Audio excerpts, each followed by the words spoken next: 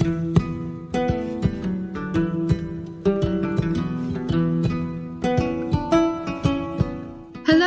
welcome to the As We Live and Breathe podcast. I'm Natalie, and I'm joined today by Richard Grossman. Richard started his journey with deep South Asian meditation practices and went into Tai Chi, Qigong, Oriental medicine, and the medicine world. As part of this, he is practitioner of the I-Ching, a form of divination, and a book of Chinese wisdom.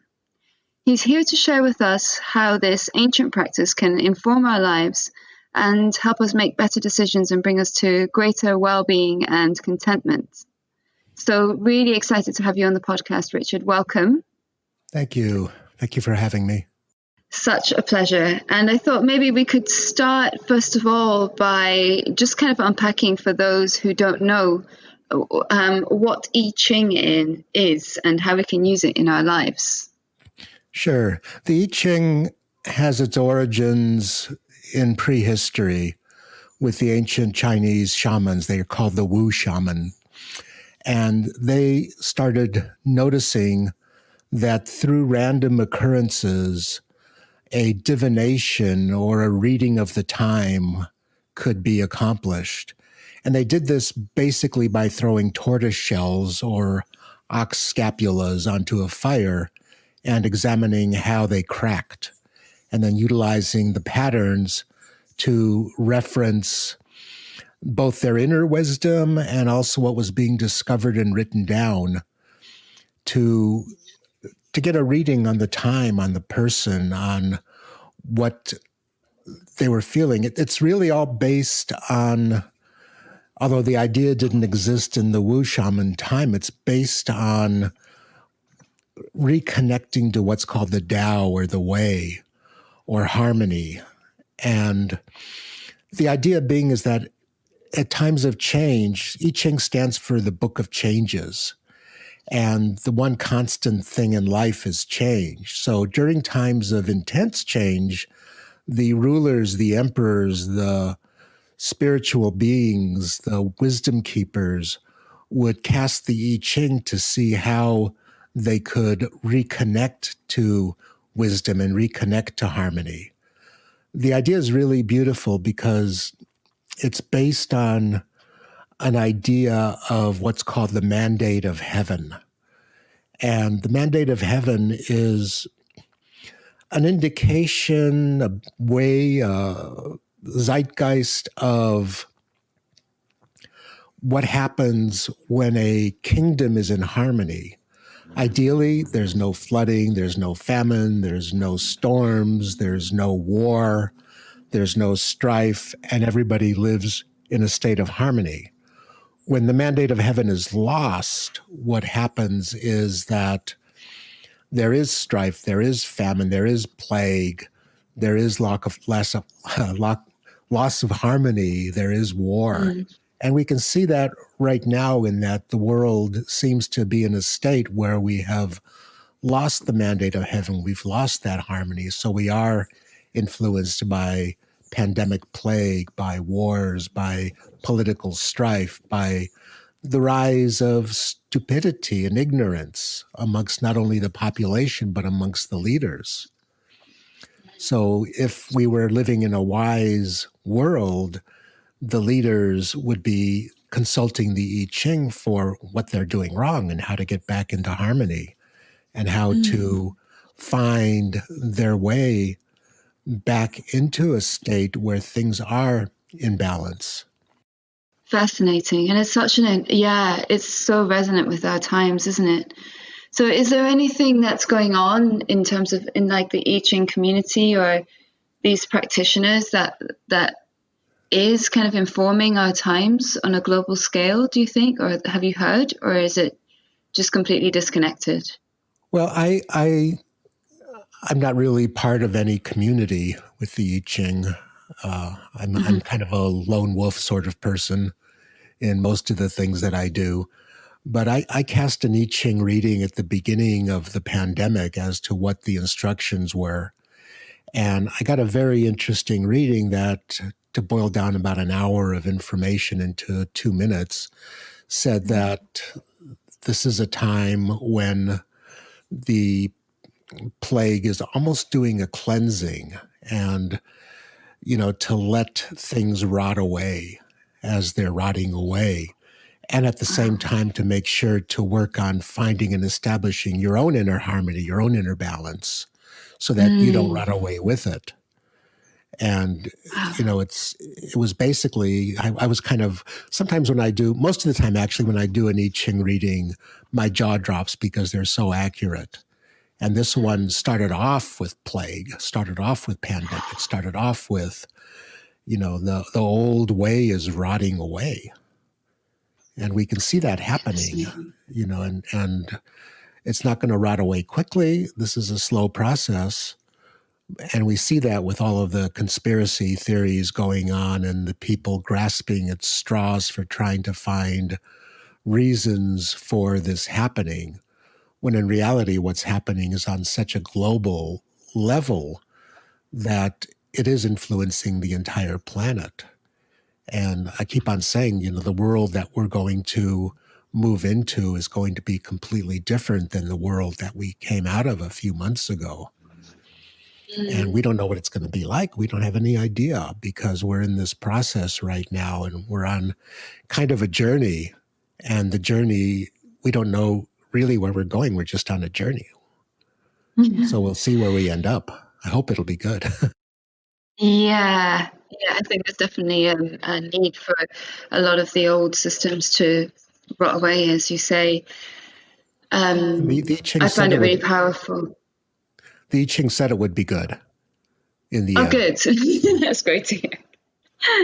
Yeah, I found it really powerful when you gave me a reading a few weeks ago because that really felt right in the thick of, well, up until this point, one of the darkest kind of times I've experienced throughout this whole pandemic. And having that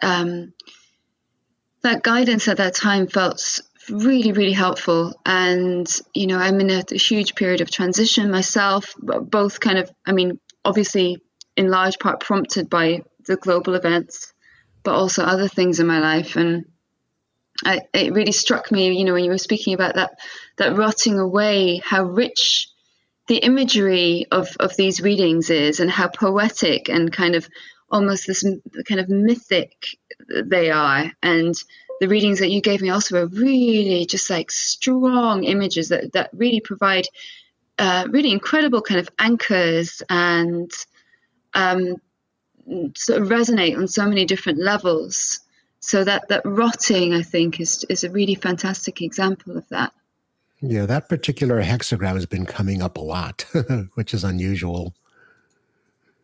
Wow. Pestilence is what it's called, and opportunity. Pestilence. Pestilence and opportunity.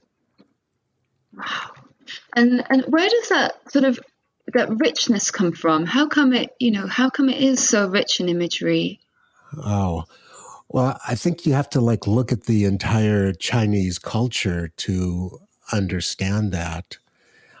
When I was studying Oriental medicine, I had a really hard time for the first maybe 6 months I was studying it because it was so very different than what I had grown up in, which was basically a Western medical model and a holistic Mm. Western medical model as well. And that it's just looking at the world in a totally different way. Like the idea, you go down to the basics, the idea of yin and yang is so important, and it's something that we don't really see so much in our day-to-day life. We don't look at the world in that way of this interplay of these two forces that create everything, literally the yang, the heat, the warmth, the dryness, the energy, the uprising energy as heat rises, the sun. These are all super yang energies. And the yin, the fluid bottom of the canyon or bottom of the valley where the river flows, that's lush and fecund and so full of life. And to look at that and cool and nourishing, and yang is hot and energetic. So to look at that and then place that into philosophy and look at all of the interplay that happens here, and then take the elemental theory, which is critical to Chinese medicine, of 5 elements. We have fire, we have earth, we have metal, we have water, and we have wood. And the Western mind, hearing that, goes, no, that sounds like superstitious nonsense. But when you look at it, fire in its burning aspect creates wood. Creates the earth, creates earth, because the fire turns into ashes. The ashes nourish the earth. If you dig into the earth, you find metals. In the place where the metals are, in the mountains where the metals tend to be, there's the springs, the water coming out, the freshness, the beauty of the water. And the water, of course, will nourish all of the growing plant kingdom, so you get the wood. And the wood, of course, nourishes the fire. You need wood to have fire. And then that reflects back into the body, because each one of those elements has 2 organ systems that it influences. And so just getting all, for example, the fire is the heart and the small intestines. The earth is the spleen and the stomach. The metal are the lungs and the large intestines, and it goes on through the rest of them. But when you look at it that way, there's this interplay in the body of these energies that Western medicine is so very far away from. But in Asian medicine, it's the way that things are looked at. In the traditional Chinese medicine in particular, it's the way that the body is analyzed and treated, because when you know which elements are out of balance, then you know exactly where to put the needles and what herbs to give, what plants to give, what diet to give, what exercises to give, what kind of massage to give. All of these things come together in what is truly a holistic medicine. I never really put together the flow of those different elements, because I suppose with different traditions, in Celtic traditions or in Indian traditions, there are different assemblages or different groups of elements. And the wood, I always found a bit of an anomaly in Chinese medicine or in Taoism.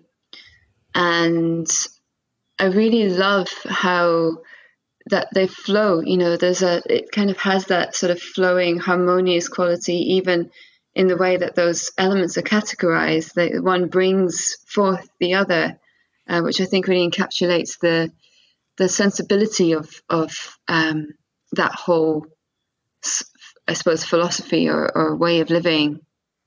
Yes. And that, you can look at it. There's also, not only is there the feeding cycle, there's a controlling cycle.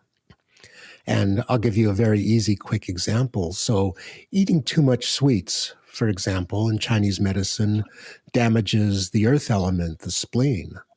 And if the spleen gets damaged, it cannot any longer control the water element. And so in the water element not being controlled, you get excessive urination. This is diabetes, going back thousands of years. So it took Western medicine a long time to figure out diabetes. And the fact that if you eat too much sweets, you're going to damage your pancreas. Spleen and pancreas were the same organ in Chinese medicine. Interesting. Yeah, wow. It really is powerful, isn't it? Yes. So, yeah, I guess I'm curious to how, I guess you have such a, it's been a very wide-ranging journey for you. And what brought you, if you could just maybe just share a little bit about your journey along this path, it'd be really fascinating. Like what sort of, and I suppose where you're headed as well, if you have any sort of direction in mind, or if you're quite settled with the practices that you work with on a daily basis. Yeah, my journey is kind of motivated by insatiable curiosity. I'm just curious about everything. And when I started this journey, I was 18 years old, essentially 17, maybe even 16, when I first started experiencing not only psychedelic medicines, but also experiencing things like yoga and things like meditation and that idea.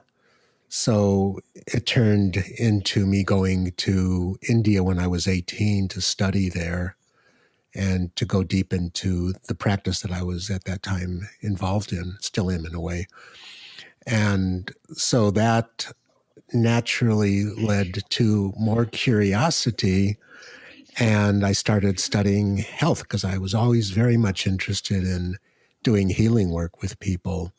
That started off essentially with fasting and diet and veganism before anybody knew the term veganism, and went into, practicing Tai Chi. And from Tai Chi, it was a natural progression into formally studying acupuncture and Chinese medicine. And at the same time, there was always this curiosity with what are the teacher plants, the various plants that dramatically alter consciousness and open up to realms that are not easily, if at all, accessible without them. Things like mushrooms. And, I smoked a lot of cannabis at one point in my life. I don't anymore. And so as I practiced Chinese medicine, sitting in an office in Los Angeles, this curiosity about the plants was always there, about the teacher plants. And so a friend of mine, shortly after I started practicing acupuncture, had called me up and said, I have some ayahuasca from South America. You should try this. From Peru. You should try this. I said, sure, I'll try anything once, almost anything once, and drank this brew. And from that, my consciousness was so expanded. And I'd already been working for years at consciousness expansion, but that one really opened up something incredible. And during this experience, I thought, this is the work I really want to be doing. It took me a long time to get there. I had a lot of personal healing to do, a lot of personal work to do. I had to become an acupuncturist, a doctor of Chinese medicine fully, to understand how the body works, to understand deeper levels of that particular healing modality or healing practice. And about 15 years ago, I decided to jump in fully into the world of ayahuasca and started going to South America and studying there. And that's still much of the work that I do right now. I was blocked from doing acupuncture from a very strange arthritis in my thumb that the acupuncture couldn't cure and only hurt when I was doing acupuncture on people. So that door was kind of closed to me, at least for a while longer. And so as far as where I'm going into the future with all of this,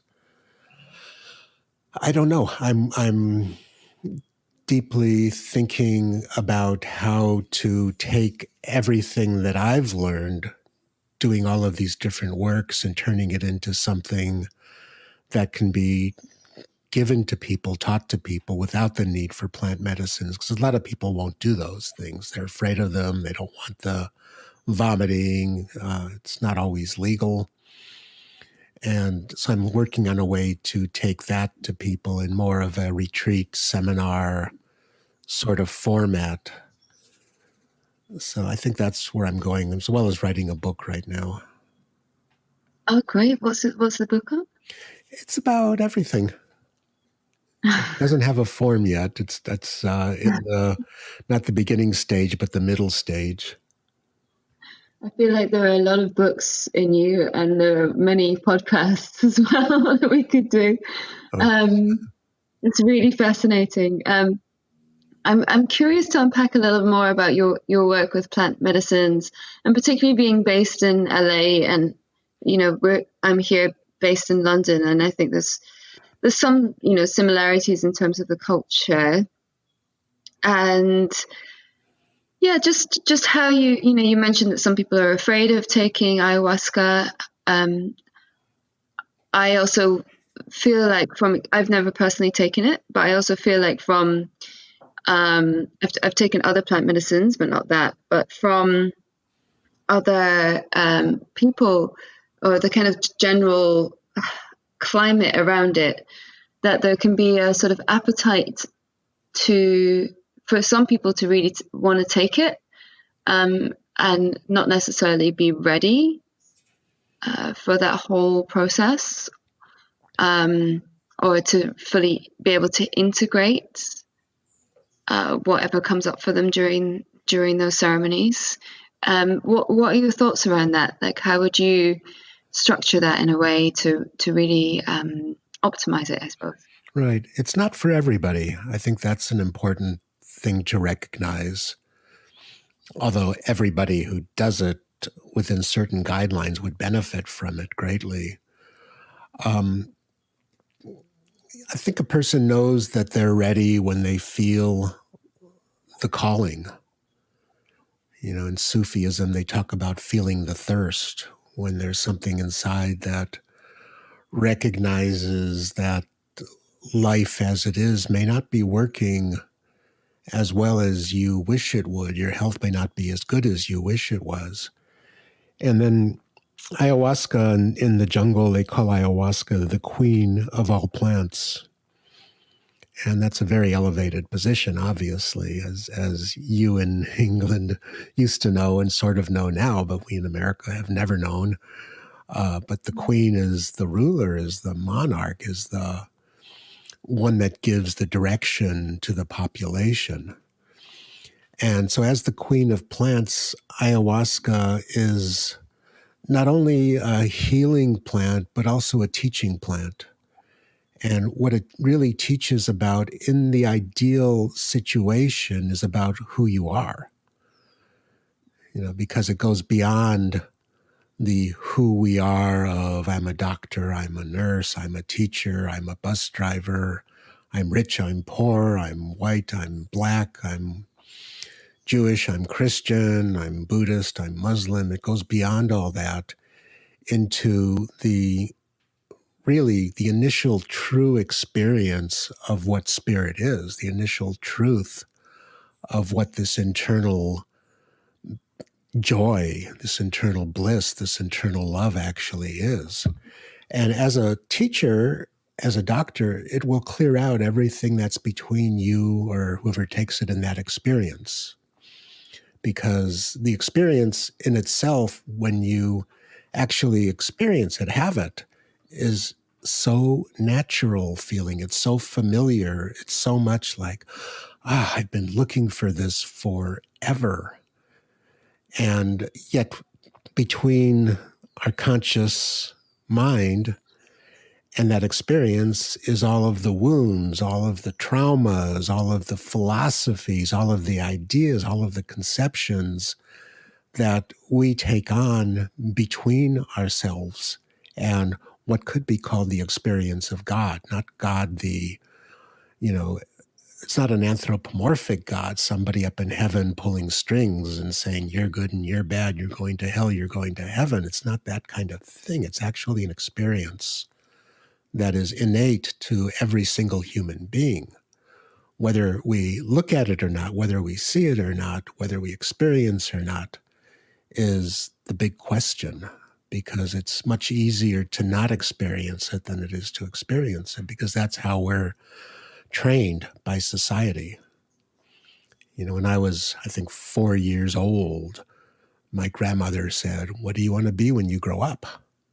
Like, a 4-year-old has any idea of what they want to be when they want to grow up. They have no idea what growing up means. They want to play and be curious and pull bugs apart and make fires and stuff like that. That's all that they want to do. 4-year-old boy, I should say, and a rambunctious boy like I was. There's no idea of what do you want to be when you grow up.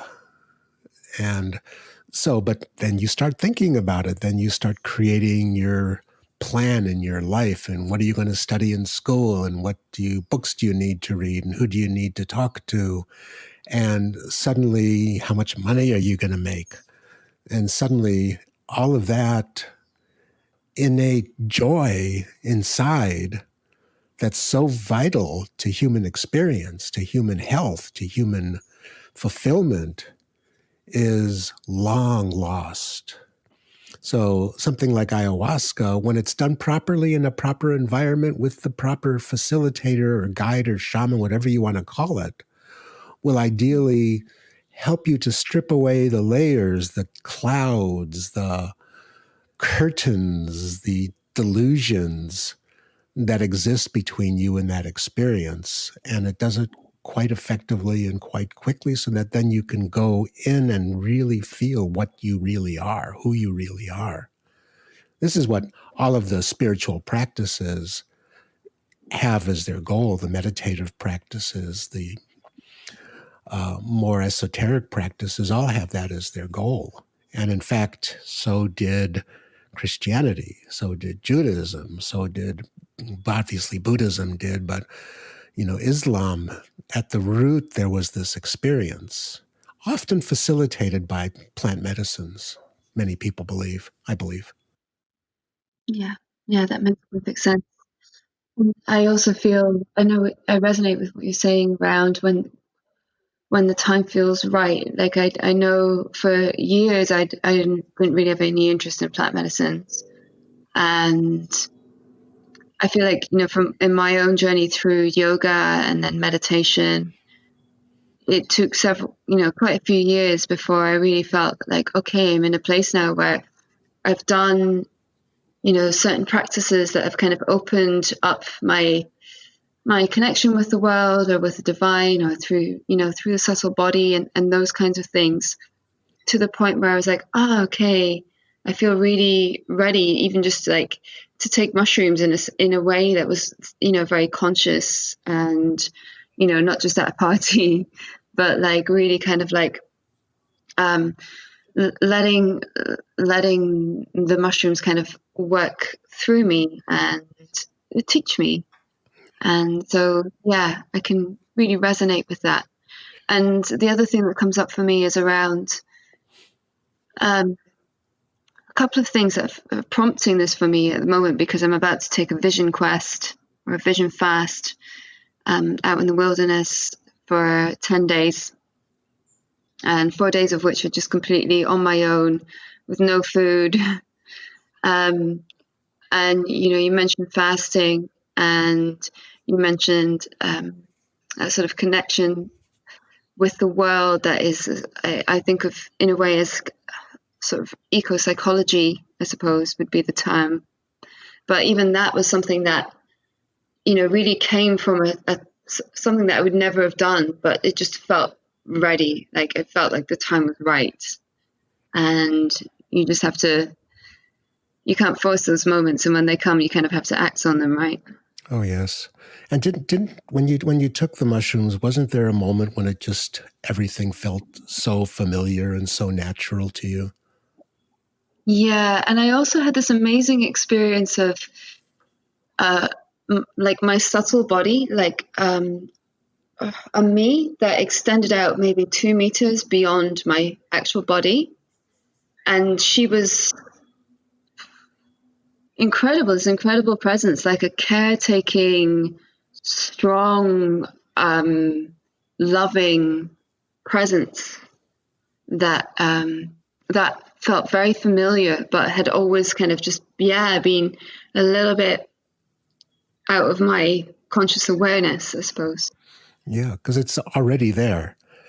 One of the beautiful things I've learned is that the idea of the holographic universe gets a little bit carried away, I think, but every experience that is available is already happening right now. We're already have this God consciousness and love inside. It's already there. It's there right now. We already have that awareness of our subtle bodies, our spiritual bodies, our inner wisdom. It's all there right now for every single human being on the planet. It's just, where do we focus? Where's the focus? How do we focus? This is the big question. And so it's really easy to be caught up in all of the dramas happening around us, relationships, COVID-19, politics, and to put all of the attention into those things, the internal turmoil that so many of us live in about all the questions of living in this world. And at the same time, infinite love is inside of you. Infinite experience is inside of you at the very same time. But where is the focus put? That's the big question. And what's in the way of that experience of, in South Asian philosophy, the terminology for it is Satchitananda, which means absolute truth, absolute consciousness, absolute bliss. This is the term that they put to what we call God, or erroneously call God. And that's there all the time. We live in a utterly fantastically magical universe all the time. But what do we see? What do our eyes focus upon? What does our heart focus upon? What does our consciousness focus upon? Usually we miss the magic, sometimes in a beautiful sunset and looking into a lover's eyes, in amazing music will bump up against that experience. And, that's the, oh, wow, this is so beautiful experience. But the experience, the actual experience, is already inside. The externals that trigger it are just externals that trigger it. Yeah, I always feel, when I go to a concert and I just feel that energy from the crowd, when they're really into it. It's so powerful and it feels so spiritual, especially, when I'm in yoga classes or meditation classes, regularly for work. And, trying to evoke even a fraction of what what so effortlessly comes forth in a good gig or a good concert, or when someone sees a piece of art or a sunset. It's very it's very interesting, and I suppose that's one of the things with these practices. It's I suppose it's difficult to access that through even a meditation practice or a yoga practice when we live probably in a society that most likely needs to rot, right? Because it's that's sort of day-to-day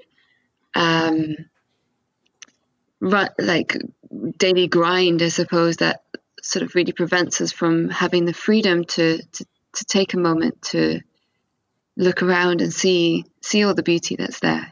Yeah. Plus, we're so out of harmony and balance as a world that we're literally cutting off the branch we're sitting on. We're literally destroying the world.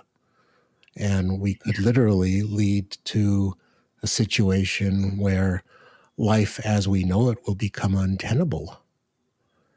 And that's a disaster. And that's only because we're seeking what we should be seeking inside. We're trying to replicate it outside. And it's expensive energy-wise to replicate these experiences outside.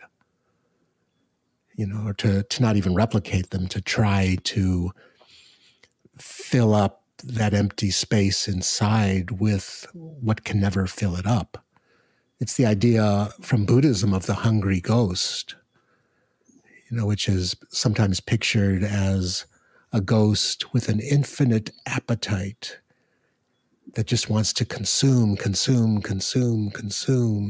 and has a mouth the size of a dime, the size of what's the smallest coin in England? I forgot, but the size of the smallest coin in England, it's impossible. And it's like trying to fulfill yourself, excuse me, trying to fulfill yourself with something that cannot fulfill. And so, so let's say I have an amazing meal, and that meal for a few moments gives me a sense of peace, a sense of satisfaction. 10 years later, I weigh 350 pounds and have an eating disorder, and I'm trying more and more strange things to eat. I'm obviously exaggerating, but I'm trying more and more strange things to eat to try to replicate that experience again, which cannot be achieved through that particular method. And, the famous story here, I guess you have it there too, of the deadheads and the people who would follow the dead around, forsaking everything else in their life just to be at every possible concert because they had that extraordinary experience there. Unfortunately, the problem with extraordinary experiences like that is they have a beginning and they have an end. It will stop. And that simple, beautiful love inside, when you begin to access it properly, does not stop because it's always there. This is the difference. The hungry ghost cannot be satisfied. It's impossible. And that's like... I have a practical question around the hungry ghost hunger. Is like yeah. Because I'm going to be fasting. You're going to feel it. You're going to feel it. And there'll be a point during your fasting when the hunger will vanish. And you will just be sitting there. And that's when the magic begins. Okay, so I should stick with this. Yeah, why not? I had a backup plan of some protein bars just to... No, cheating. It's only 4 days. It's only 4 days. Yeah, the body can survive for like 3 weeks, right? At least. Okay, that's good to know. Yeah, you won't die from it. Well, a part of you might die from it, but that's the idea. Is to get... Yeah. It's always, what's the purpose of meditation? Is you sit there until you're doing nothing but just sitting there. There's no more voice in the head giving you the analysis and the dialogue, the travelogue about what you're experiencing.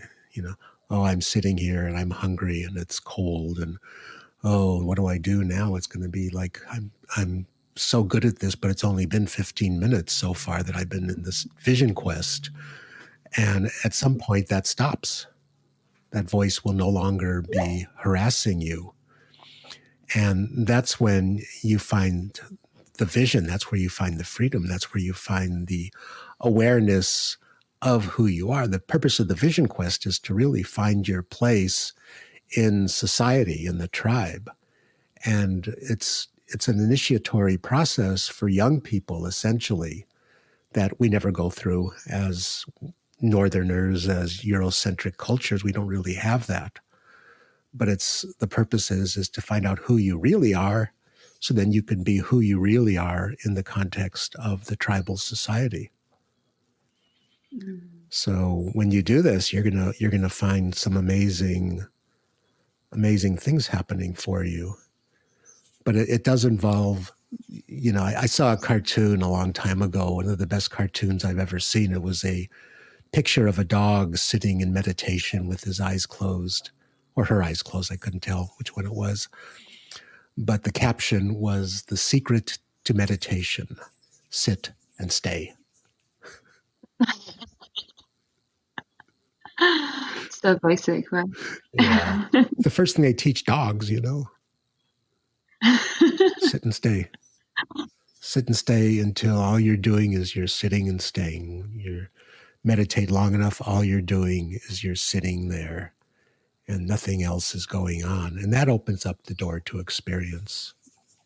And I'm curious to hear your thoughts on, because I'm reading more and more about eco-psychology, and I suppose this kind of blurring of the boundaries between self and the outer world. And I think we've touched on it a lot. I think it's also quite a Taoist idea, and with plant medicine as well, is how we can, because personally what I'm noticing is that especially in the well-being world, we're trying to tackle our ailments or our disharmony, I suppose, from a very narrow perspective of our own selves, our own bodies, our own lives. And, and meanwhile, the world is crumbling. And my feeling is that, it's like trying to rearrange the furniture on the Titanic, when really we need to be starting to engage more with what's going on from a much broader perspective. Yeah. And I'd love to hear your thoughts around that. This is a bit complex for me. I have a lot of respect for that particular belief system. And at the same time,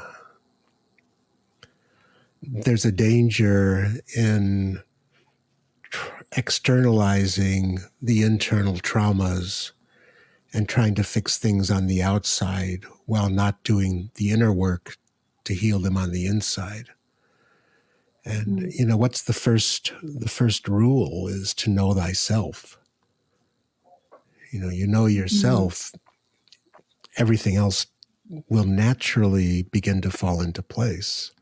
Somebody who knows themselves really knows, at the deepest possible level, mind you, really knows themselves, will naturally do everything possible to live in balance with nature, will naturally experience nature in a different way. If I'm not in balance with myself, I might look at a tree and think about how many board feet and how much money I can get out of it, instead of experiencing the tree as a tree and all of the magic and wisdom and intelligence and beauty that tree has.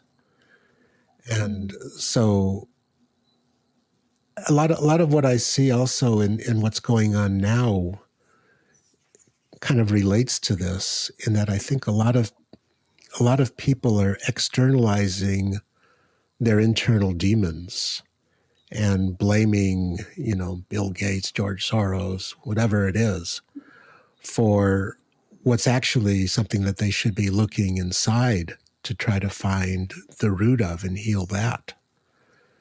Because none of these things have power over a free person.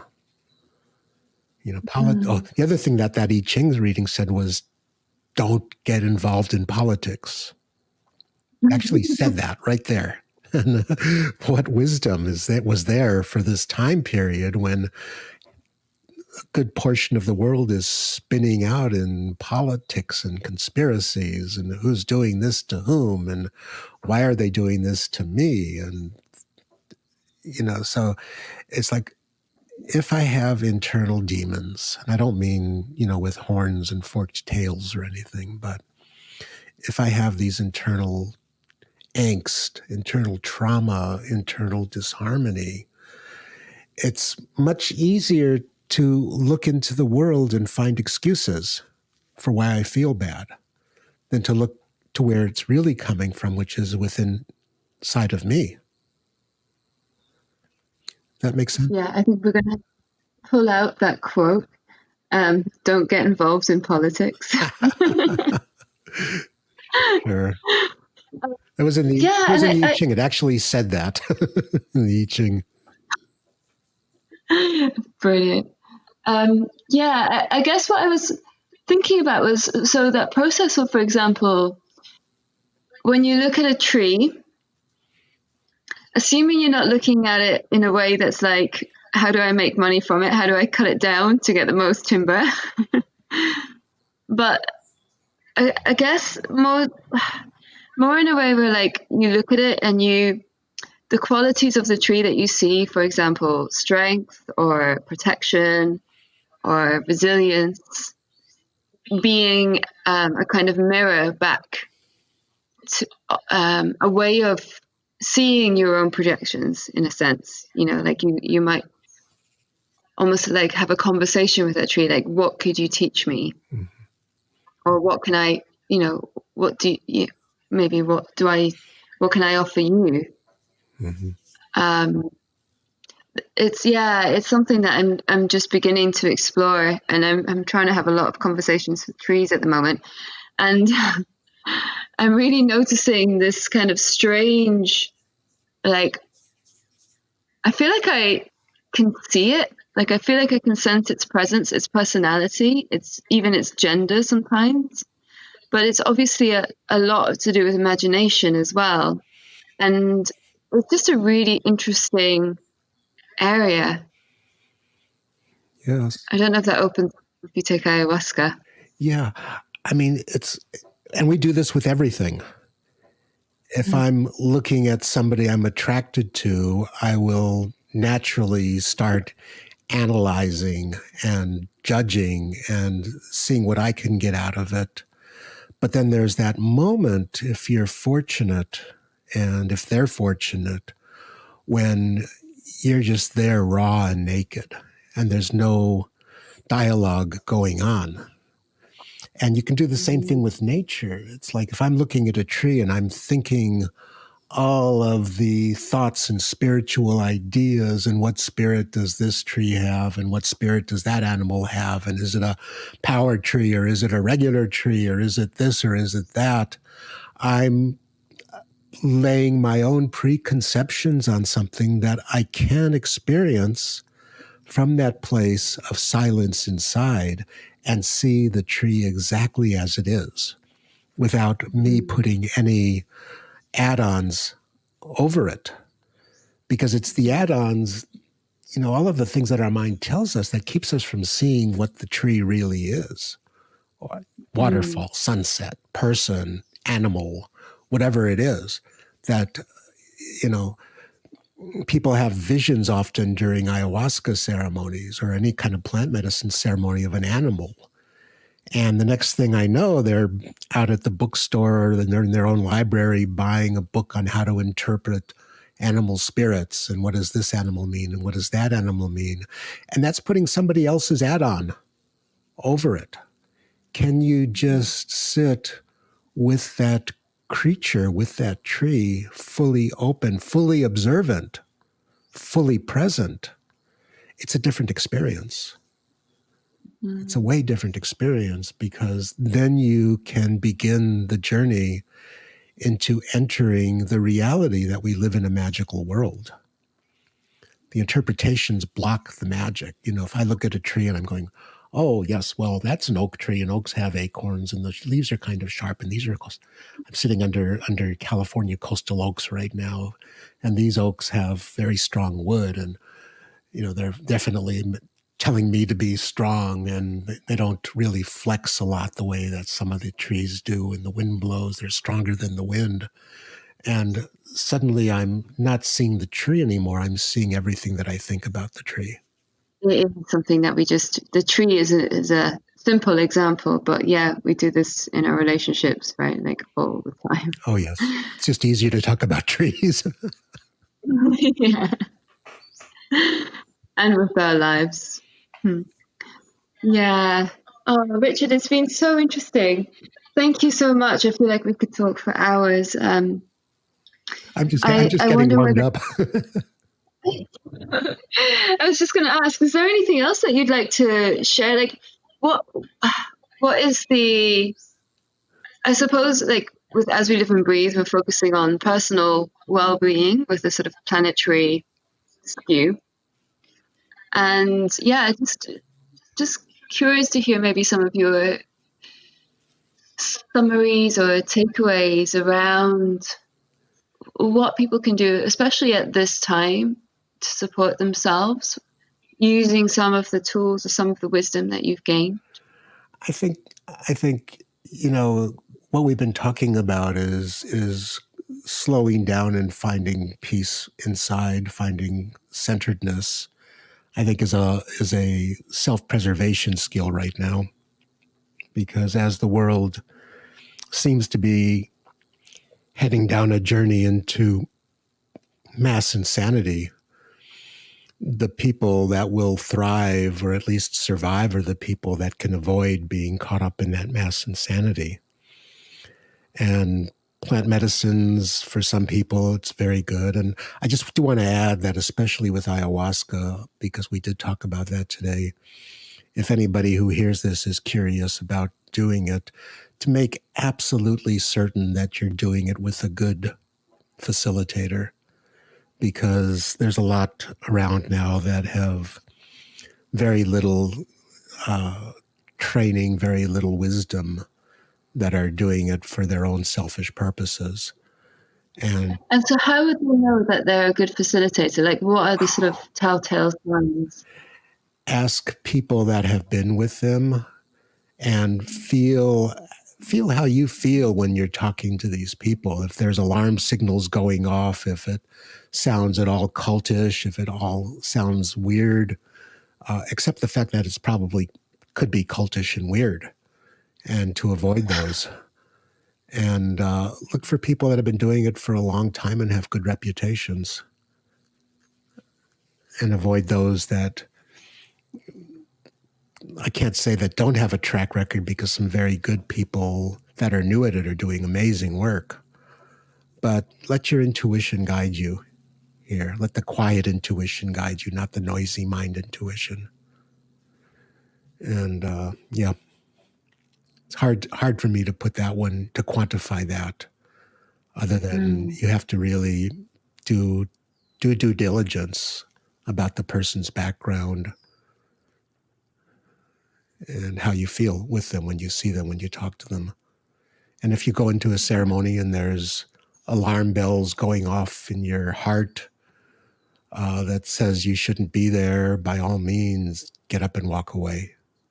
You don't want to let somebody play with your soul who may not have your best interest at heart. Just really letting that one land. Yeah. Same thing with any practice, because certainly there's been gurus and spiritual teachers that have ended up being outed as pedophiles, or abusers or manipulators.